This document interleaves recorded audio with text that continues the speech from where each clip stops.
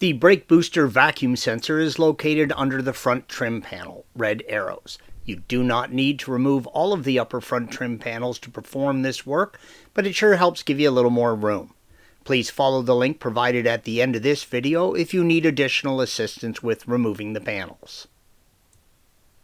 The brake booster vacuum sensor is located on the top of the vacuum line that connects to the brake booster and indicated by the red arrow.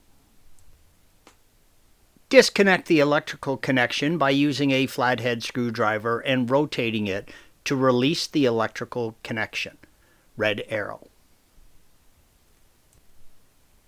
The sensor is held in place by two friction fit pins, red arrows. Use a flathead screwdriver to lever the sensor off of the pins.